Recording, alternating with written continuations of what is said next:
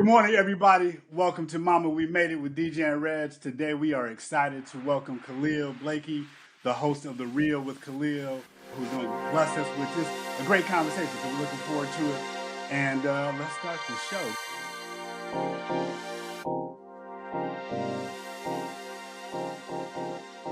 Good morning, Purse. How you doing? Brother, I am fantastic, man. Extra blessed today, obviously, to see you, my brother, and to talk to Khalil, man. I'm excited. We've had a few dinners, a few little lively conversations, so the three of us getting together is going to be incredible, man. I can't wait. Dig it. All right, so let's just go where we just were talking off air. You said you were born in Camden, New Jersey. I've done a little research on you. You ended up in Cherry Hill. I was in Jersey straight out of college for a long time. I have a lot of affinity for Jersey, Central, and North. I don't know South as well. Yeah. Talk to us about all that we've ever heard about Camden, and is that in you? Well, one, I want to say, grateful to be on, honored to be on with two gentlemen that I'm growing a relationship with, and thank you guys for having a format and platform for us to be able to learn and glean things through and for each other. And so just honored to be on today. Hope you guys are having an awesome day. I'm grateful for being here. But Camden, New Jersey as a whole. New Jersey as a whole. Camden is, Camden is a rough city. Camden's a rough city. So, at one point it was a murder capital, the prestigious murder capital. And I would say that Camden groomed me a lot. I wasn't there my whole life. My mom worked her tail off and got us out of the city and moved to the suburbs. Cherry Hill and Camden are only a few miles away, but worlds away. So, going from a very, a predominantly black neighborhood to going to Cherry Hill where you're like an ink drop in milk is a whole different game. And so you learn and navigate things that I thought were great because you learn the value system of a city and the value system of the suburbs. And so athleticism was something that was highly touted in the city. And then you got to the suburbs and they're like, yeah, that's great, but what are your SAT scores or what are your grades? And to have that paradigm shift is big, but is Camden in me? All of it is in me. So the outward appearance and the fun and the joy and the silliness, all those things are big. My family's that same way. They are loving to a T, loving until you say the wrong thing. And then you're like, they really are from Camden. So, I like to be bright and bubbly, but I also, will say there's a point in time where my mom would say this, Khalil's the nicest person you ever met. Just so don't say the wrong thing to him. So, it's in me. Dig it. Man, I have gotten the chance, and I'll be fully transparent. For me, obviously, this is you and I's first time meeting. Yes. And DJ brought you up in a team meeting last week, and he asked if I had seen the podcast. And at that point in time, I had never heard of you, bro. And so in the last week or so, I've got a chance to dig into what you're doing over there, and I dig it, man. It is a refreshing conversation that you are curating, and I appreciate your facility with your guests. Like, you're very easy with them and it flows a lot. I do love tequila. We can talk about that later. I saw that Yes, episode. Sir. I appreciate the conversation. Talk to us a little bit about the beginning, man. Like, how does the kid from Camden, by way of Cherry Hill, get to The Real with Khalil? Man, I would say it's been a journey for sure, Reg. And I do appreciate that question. So this past year, I got inducted to my high school Hall of Fame. Congratulations. So, thank you. I appreciate it for football on track. And I was kind of upset that it didn't happen sooner. Come on, great. You're an ingrate, man. I should have been in this damn thing. But then the pandemic hit. And so I've gone through this interesting time in my life where, calling off an engagement and changing things and life changes and businesses closing. And the pandemic shook it up for the rest of the world, but also in my own world, my life changed drastically. It changed. It's night and day different. And so I became an international speaker, Reggie, a few years ago, probably 10 years ago at this point. And so I always loved to speak, train, teach. I have a master's degree in education. And so how do I arrive at the podcast is because so many people are like, man, I love when you're on stage. I love when you speak. I love when you train. I love when you talk. I love when you do this. So I was doing like little snippets on my Instagram and it was getting some following.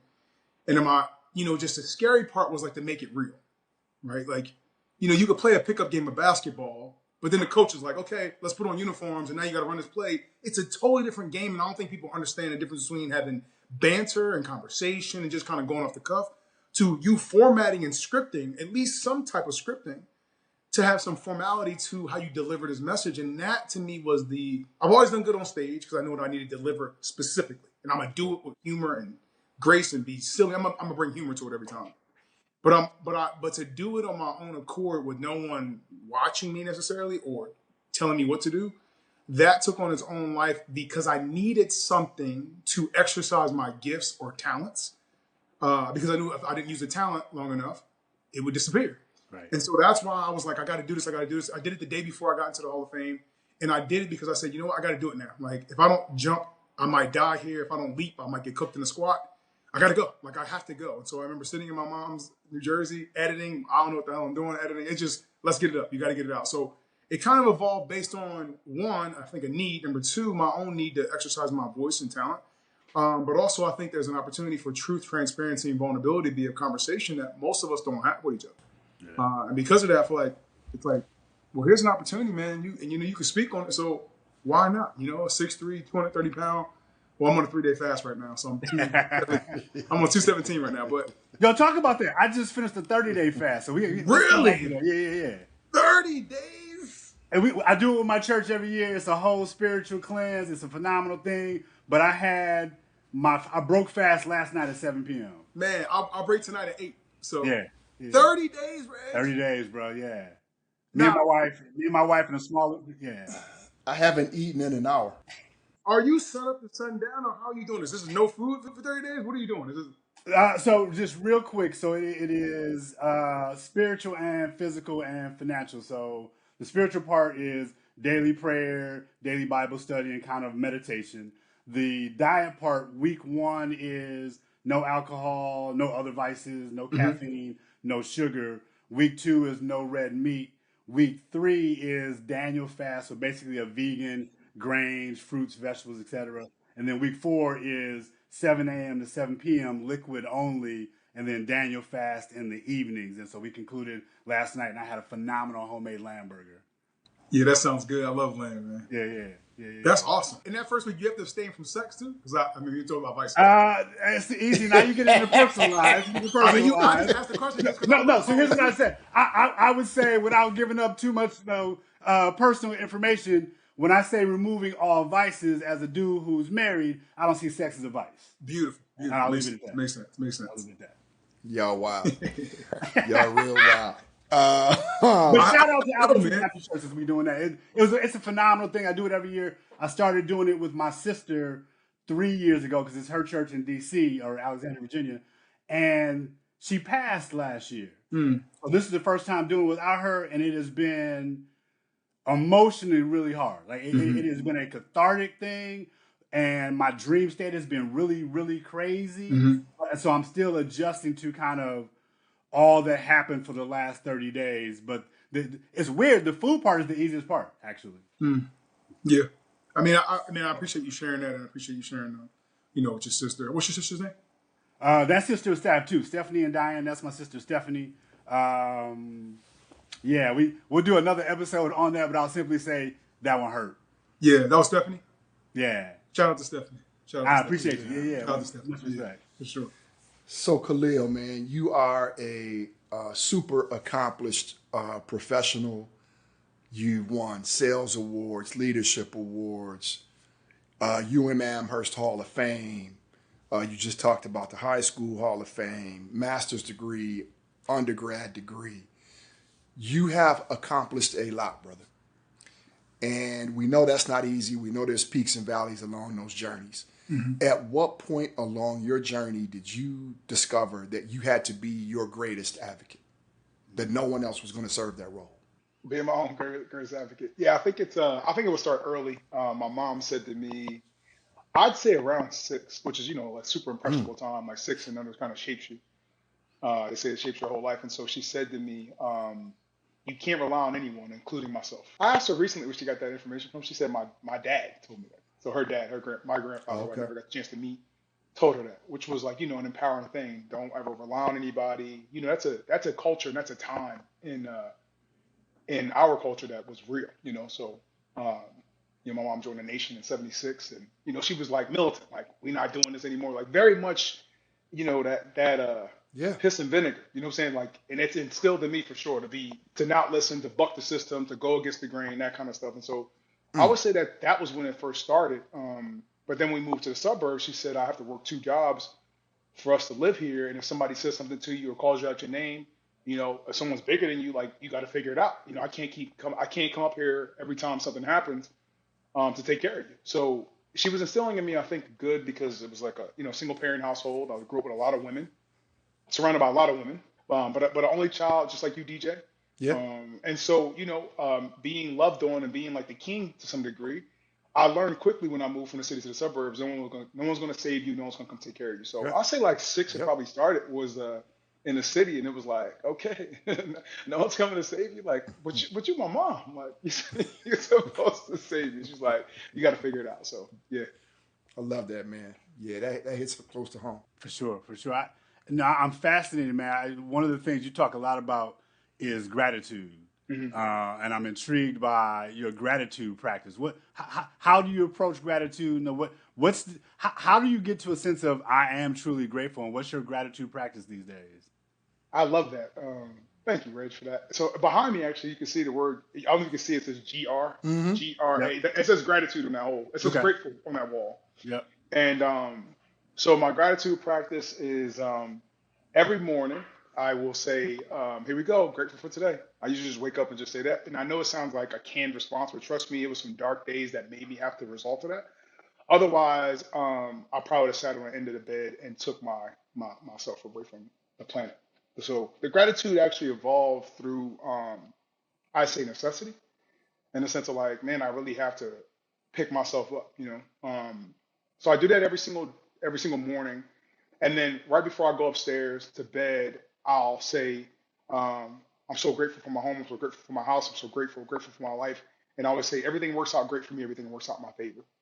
Then I go upstairs, and in my gym upstairs, I will say affirmations. So I have a list of affirmations. I'm financially free, happy, healthy, and young. Success and clarity. I'm healthy. Everything works out great for me. Everything works out in my favor. So the practice is really like almost like going to the gym for me. I'm very much militant about going to the gym because I know if I don't wash my brain every day or wash my Mm. mind every day, I'm susceptible, not even by neglect, Reg or DJ, not by neglect on purpose, just by being off guard. So I have to be super mindful of like, I don't know if you believe, some people believe in devil. I call it bad energy or bad spirit or bad vibration. Like, it doesn't have to catch me in neglect. It's got to catch me off guard. And if I'm on guard, I'll be fine. So I would say gratitude was created out of necessity to make sure I stayed on the planet, honestly. If I'm being really honest, I can laugh Sure. about it, but it's kind of a dark, dark expression of it. But That's a real that's where it thing came for a from. lot of people. Hmm.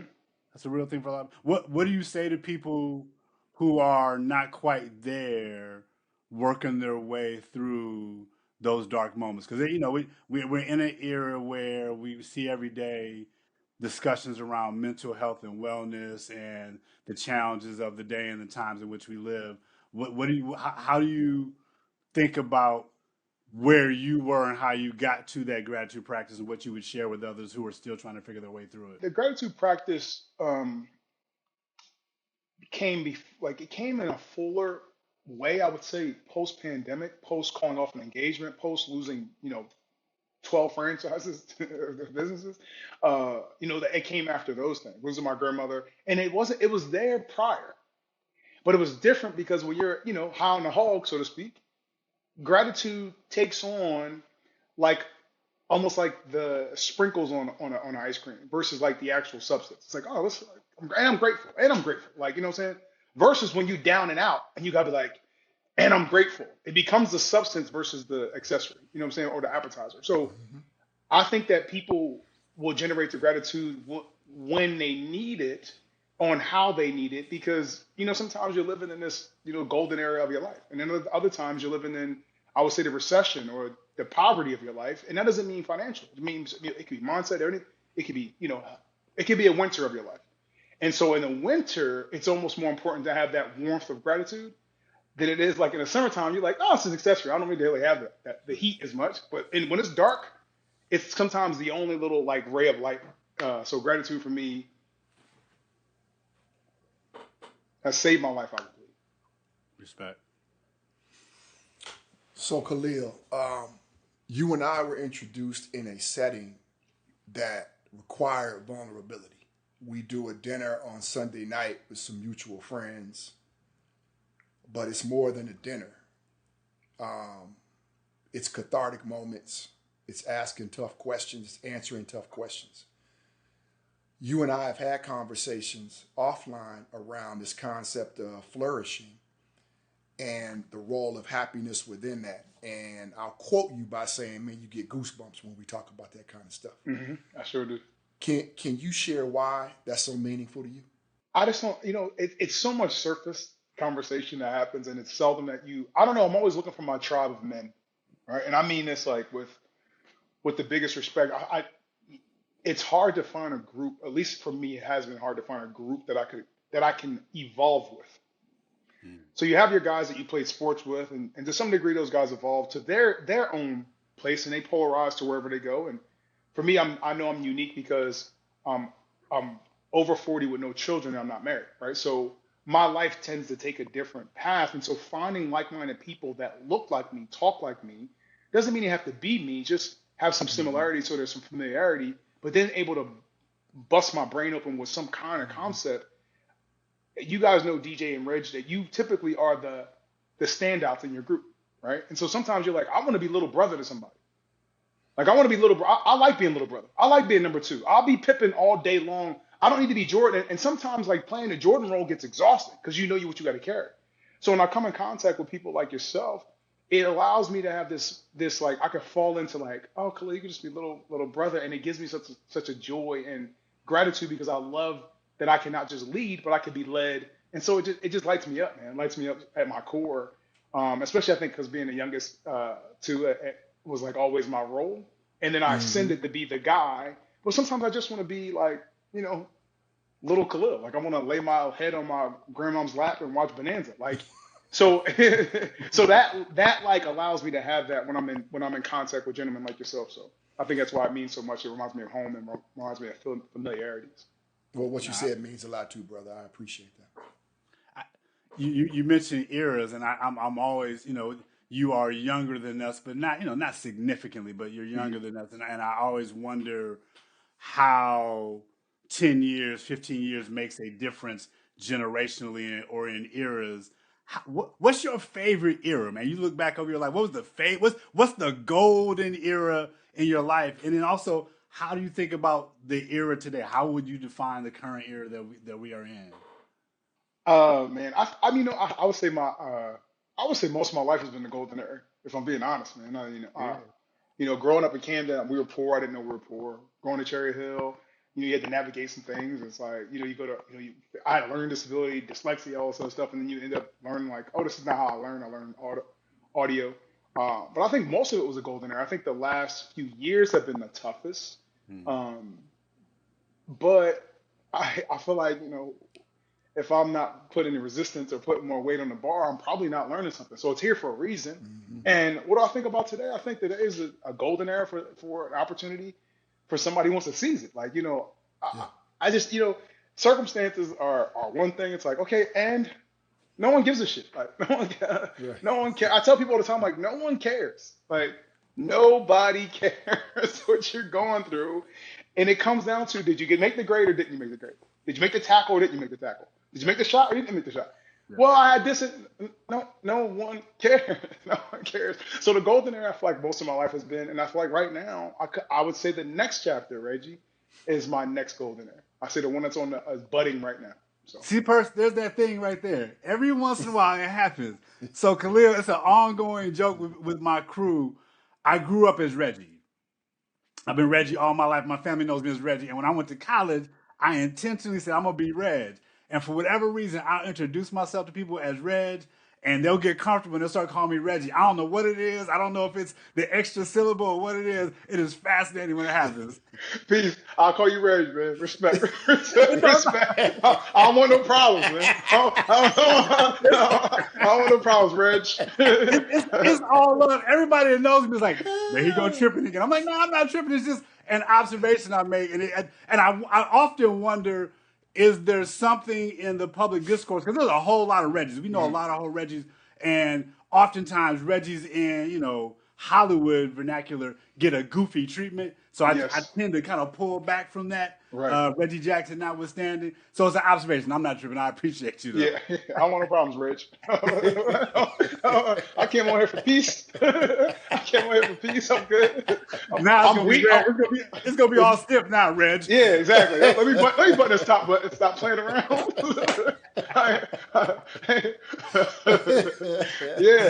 I think that the Reg is I'm so used to saying Reggie. I think, and so when I see it, it almost fully puts the full name in.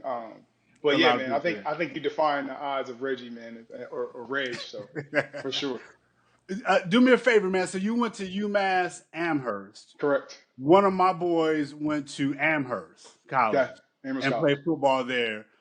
Give me a feel for what, speaking of, raisins in the milk, give me a feel for what that experience was like. And also, when you get a chance, give me one thing that I can stick him in the eye with when I see my boy who went to Amherst. Amherst College is like low key, almost Ivy League. Yeah. All right, so Yeah. I think they're Division III school when it comes to football, though. Yeah. So we were 1AA at the time, we're 1A now, and it was it was nice. It was called the Five College System, so it was awesome to be in tandem with them. But they're the prestigious group, like we're like the party school. Okay. So there's just two different worlds, and I'm sure most kids from Amherst College come to UMass and think they call it ZooMass for a reason. But being at UMass, it was a great community, and it was like they called it South Jersey U to some degree because it was so many of the football players. The football team took pictures in their years, like freshman, sophomore, blah blah, and then we had a New Jersey picture. That's how many New Jersey guys were there. So I felt at home, man. I felt at home. It was a lot of us on campus. It was good. It was like, oh, this is where I'm supposed to be. It was a great experience. It's a great experience in college. So. And y'all won a national championship your freshman year? My freshman year, sure did. My freshman year, which was great. So then at that point, it's like, well, I got so much trash to talk when I go home to see my other college teammates, other guys that went to college, went to other schools. I'm like, but y'all ain't win a national. I ain't win a national championship though, did you? And so it was always nice. I still brag about this day anytime I see him. So Khalil, you for our audience, what position did you play? I played defensive tackle about 80 pounds ago. Yeah. So is that where the 90 comes from? Yeah, 290. I was 290. Yeah. My number was 90. 90, right. Yeah. Mm-hmm. So 21-inch neck. Yeah, thick. Just a thick ass 4,400 calorie diet a day human walking around being a bear. So yeah. Okay. Yeah. Okay. I kind of picked up on that, but I wanted to make sure for the audience. That's huge. That's crazy. And he's a big dude now. Like if you saw him, he's a big dude, right? Yeah. It's hard to imagine, but I'm sure it's in there. Yeah. Khalil, Camden, man. So I used to live in Philly. Yeah. So you right across the bridge. Right across the bridge, bro. Right across the bridge. So you spent some time in Camden. I have spent some time in Camden. Yeah. So my question to you is because it's Jersey, but it's really more Philly than it is. It really is. Jersey. It really is. So can you share your perspective on when someone says, yeah, we just really different in Philly? What does that mean to you? Somebody wants to stand out for no reason. It's like people claiming a block. Like you don't own anything. Okay. Right? Okay. Vernacular and things are pretty universal now. But we would say certain things that were Philly made, or at least it seems like the origin story for some of those things that were said before. But no one knows where slang gets invented. So when people say, I'll be like, okay, congratulations. Throwback. What you want, a cookie? Like I don't understand what you want from that. Like great. Sounds great. Though Philly is cut a little different, bro. Yeah, I mean, just that, it's a bridge separating us. I mean, literally, it's a bridge separating us. So, I live 7 minutes or 10 minutes from Lincoln Financial Field. Right, exactly. It's so close. Right Like, people think, so far. It's like, no, it's right. It's all right here. It's all in this little circle. So, I feel like it's so similar. There's no real difference. You take that bridge away, you have no clue. So, is Gilly in your top 5? No, not even close. Okay, not even close. Okay. Not even close. Not top 500. No. Okay, no. I got you. No disrespect to Gilly, but just not as far as an artist, but as an influencer, top 5. That's fair. Yeah, influencer top 5. That's fair. Let's stay right there. Give us your top 5 or top 4. I know you like to frame it as top 4. We will say just East Coast. Are you a Philly dude? Let's just keep it. We won't do the whole list of hip hop, but just give us your top 4. Okay. I'm a huge Don Toliver fan. He's a newer artist. Okay. I'm a huge Solid. fan. He's a huge fan. Like huge fan. I'm a The Don Toliver new fan. release is crazy. Yeah, It's the new incredible. release is crazy. And he comes to Arizona in July. So I've traveled to see him. I've traveled to Denver to go see his concert. One of my favorite artists by far. Very soulful. I think he's his own category. Don Toliver. I would go with Fabulous. Okay. I love Fabulous. I got to go Jay-Z in there. And man, rounding out my top 4. Ooh, it's a good one. I probably would actually go Young Dolph, believe it or not. As far as like, more contemporary. Like if I go like old school, like, Big Daddy Kane or KRS-One, then those are like legends. But as far as like what I'm listening to currently, I would say those are like my ones that I kind of go to right now. Okay. All right. So Cassidy's not in your top 10. Not as far lyrically, he's my top 10, but he's underrated. But Cassidy not was as far as a underrated. song. Like he's not gonna make a good I song. got you. He gonna make a great. His bars are crazy, but his song wise, I don't think his songs are great. How about you, Reg? What's your top 4? What's your top 4? You say top 4, you put a period on it. I'm gonna say all time, right? So that all just time. is real crazy. Biggie's on top for me. Rakim, because I'm an old dude. I'm a throwback dude. An MC of a different type is Gil Scott-Heron, right? That's a cheat code a little bit. And number 4, for the moment you ask me tomorrow, it'll be a different answer. I'll say Mos Def. Mos Def. Got it. Got it. Yeah. Gil Scott, that's big. Yeah, Gil Scott-Heron, just is so many stories in there, and I am a history dude, so the lyricism grounded in lived experience that is, at a national level, international, and geopolitical level, really, kind of animates me. And so I listen to a lot of Gil Scott now, quite frankly, because I think it applies to the times of the day. H2O Gate Blues, for example, applies today as he runs down all the corruption in the administration by name. So cats like that, and it's attached to old nostalgia with my older brothers. So I'll go there. I'll go there. DJ, you got to go next. Then. Of course, it's on you, brother. It's on you, dude. That's a tough one, man. I say all time, forever, always is Public Enemy. Number 1. Oh, I always go individual. I always skip the group part. Yeah. He went with the group. He definitely cracked the code on that. You still my man. Yeah. I could throw Outkast in there and really mess you up. Yeah. But I won't. PE. De La, Tribe. Man. He getting all groups. I'm all groups. And then probably Eric B. and Rakim. Yeah. Probably Eric B. Now, if I have to go outside of the genre, Leon Ware, old school crooner. Okay. A lot of Marvin Gaye stuff is Leon Ware stuff. Leon Ware. I can write that down. I can send you some DJ stuff. cheating. We said 4. He's on 9 right now. That's honorable mention, man. That's honorable mention. If you count the groups, he's on 55 right now.